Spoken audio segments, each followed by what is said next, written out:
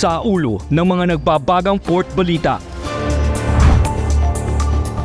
PPA lumahok sa Philippine-Singapore Offshore Wind Networking Forum.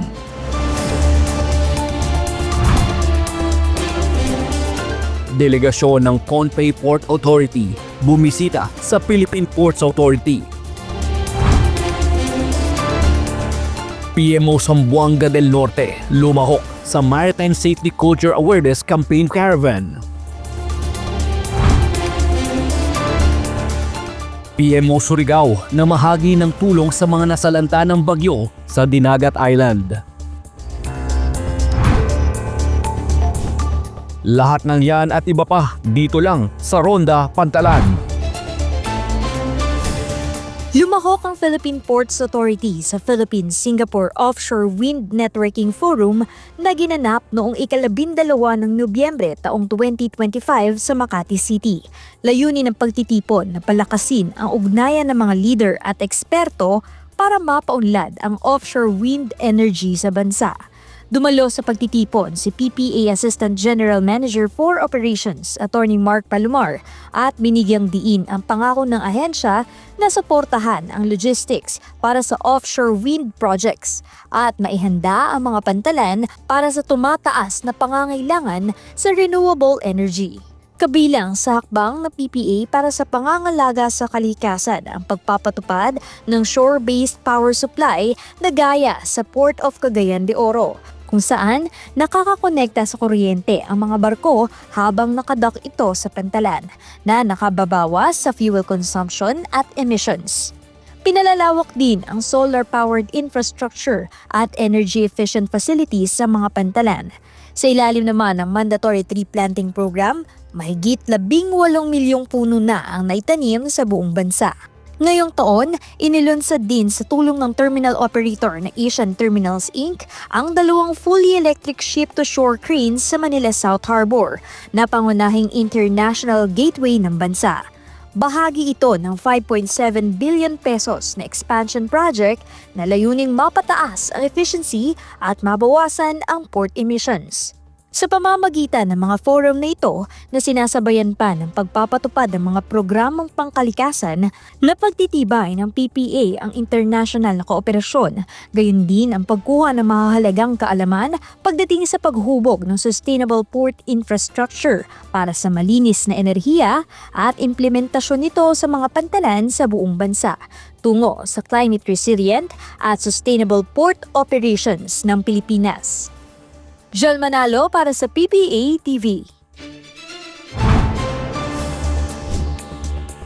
Mainit na tinanggap ng Philippine Ports Authority ang delegasyon mula Pontey Port Authority itong ika-19 ng Nobyembre 2025. Ito ay bahagi ng pagpapalakas ng ugnayan ng bansa sa larangan ng pamamahala ng pantalan.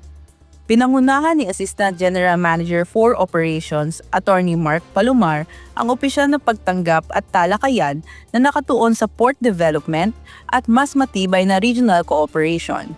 Kasama din sina Director Abdul Fatak Pandapatan at mga opisyal ng PPA. Sa pagpupulong, tinalakay ang mga oportunidad para sa mas ligtas, episyente at globally competitive na operasyon ng mga pantalan sa rehiyon. When we started discussing the potential, the possibility of visiting the port, we learned that we all share the same acronym, PPA. That itself gave us an indication that, maybe this is a good sign. We're very confident that it will be an eye-opener for us. It will be also a learning curve and information gathering opportunity for us. But it's also something that resonates with Public Port Authority.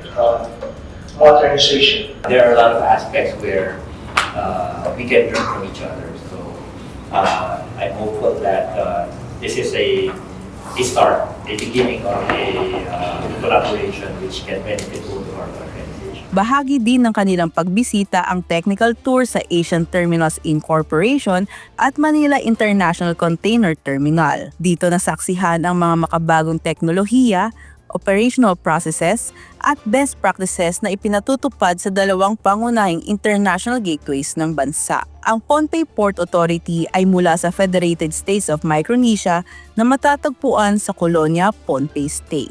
Ang ahensyang ito ay namamahala hindi lamang sa mga pantalan, kundi pati sa mga paliparan sa kanilang estado. Ani Morales para sa PPA TV. Bilang simbolo ng nagkakaisang suporta ng mga maritime stakeholders, aktibong lumahok ang Port Management Office Zamboanga del Norte sa fourth leg ng Maritime Safety Culture Awareness Campaign Caravan ng Maritime Industry Authority sa Dipolo City nitong November 18, 2025. Dumalo sa programa si PMO Zamboanga del Norte, Port Manager Engineer Subanrio Lim, mga representatives ng Marina, Philippine Coast Guard at Bureau of Fisheries and Aquatic Resources, gayon din ang lokal na opisyal ng Zamboanga del Norte. Isa sa mga tampok na bahagi ng programa ay ang paglagda sa Memorandum of Understanding para sa pagpapatibay ng maritime safety sa rehiyon. Ang aktibong pakikilahok ng PMO Zamboanga del Norte ay patunay na patuloy na suporta sa nagtataguyod ng kaligtasan ng mga marino, pasahero at komunidad malapit sa baybayin. Steve Beranya para sa PPA TV. Maagang dumating ang Pasko para sa mga residente ng Tubahon, Dinagat Island matapos maghatid ng tulong ang mga kawani ng Port Management Office Surigao sa mga pamilyang nawala ng tirahan dahil sa Bagyong Tino. Ipinagkaloob ng PMO Surigao ang 3 rolyo ng laminated tarpaulin na gagawing tolda na makakatulong sa agarang pagkukumpuni ng mga bahay. Gayon din ang mga kahon-kahon ng mga dilatang pagkain. Ayon kay PMO Surigao Port Manager Froilan Caturla, ang aktibidad ay pinondohan mula sa personal na kontribusyon ng mga empleyado ng PMO Surigao bilang pakikiisa sa mga apektadong komunidad. Bukod dito, sinuri din ni Port Manager Caturla at mga officers sa iba't ibang pantalan sa Dinagat Islands upang alamin ang mga kalagayan ng mga pasilidad matapos ang sunod-sunod na bagyo at lindol sa rehiyon. Tumama ang Bagyong Tino sa karagatang pagitan ng Dinagat Island at Homonhon Island noong Nobyembre 4 na nag-iwan ng matinding pinsala bago ito maglandfall sa Silago, Southern Leyte. Paul Calayag para sa PPA TV.